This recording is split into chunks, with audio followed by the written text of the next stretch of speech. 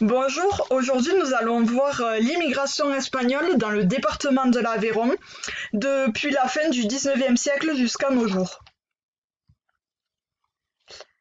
Donc l'immigration c'est quoi? Eh bien c'est tout simplement le fait de venir s'installer et ou de travailler dans un pays étranger. C'est ce qu'ont fait des centaines de milliers d'Espagnols depuis la fin du 19e siècle dans l'espoir d'avoir de meilleures conditions de vie. Et on peut donc se demander comment l'Aveyron accueille-t-il les différentes vagues d'immigration espagnole depuis la fin du 19e siècle. Donc l'Aveyron, le département que l'on peut voir sur la carte ici. Donc pour commencer, on peut voir la première vague migratoire à la fin du 19e siècle jusqu'au début du 20e siècle, dans les années 1930 environ. Les Espagnols arrivent en Aveyron à partir de cette période-là pour des motifs économiques. En effet, la France connaît un grand essor industriel ainsi qu'un boom dans l'agriculture qui demande une main-d'œuvre peu qualifiée. Ils arrivent en nombre puisqu'ils représentent 3,5% de la population étrangère en Aveyron. Ils travaillent beaucoup dans les usines, les mines et l'agriculture, ce qui prouve qu'ils sont peu qualifiés. Ils sont aussi très mobiles et on remarque des hommes, mais surtout des femmes, puisque 50% des Espagnols en France sont des femmes dans les années 1930.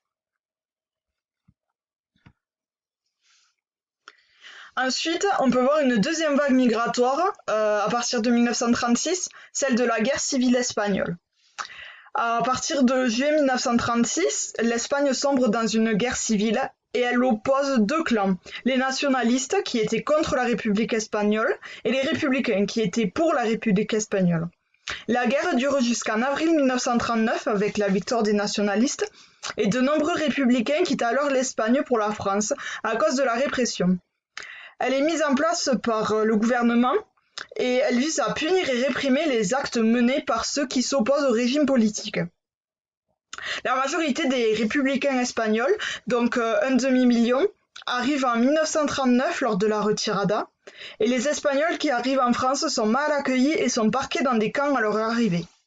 En Aveyron, on se rend compte que les populations locales, nourries par les peurs et préjugés des journaux, n'acceptent pas ces arrivées massives.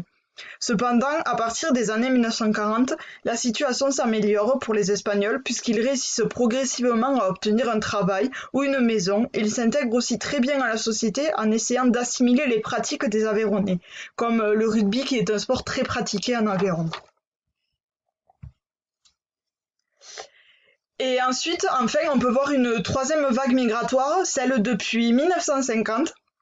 Elle commence avec le début des Trente Glorieuses et les nouveaux arrivants sont des prisonniers politiques ensuite ou des familles de réfugiés qui vivent déjà en France. Les Espagnols travaillent encore dans les mines et les usines, mais possèdent de meilleures conditions de vie avec une hausse des salaires et la création des aides sociales mises en place par la France.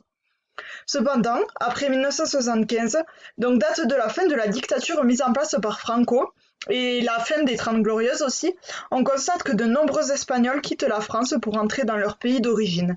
Et c'est environ 15 000 retours en Espagne par an. Aujourd'hui, très peu d'Espagnols immigrent en Aveyron, mais il reste de nombreuses traces du passé, notamment dans le bassin de Decazeville, en Aveyron, puisque c'est ce bassin-là qui a accueilli le plus grand nombre d'Espagnols qui sont arrivés en Aveyron.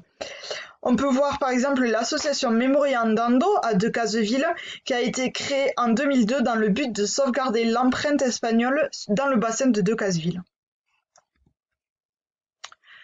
Donc il faut retenir que l'immigration espagnole en Aveyron s'est faite en plusieurs vagues, tout aussi différentes les unes que des autres, puisqu'on a vu qu'il y a eu des immigrés économiques de la fin du 19e siècle jusqu'en 1936, des immigrés politiques à partir de 1936 avec la guerre civile, et ensuite on a vu une dernière vague d'immigrés économiques et politiques depuis 1950.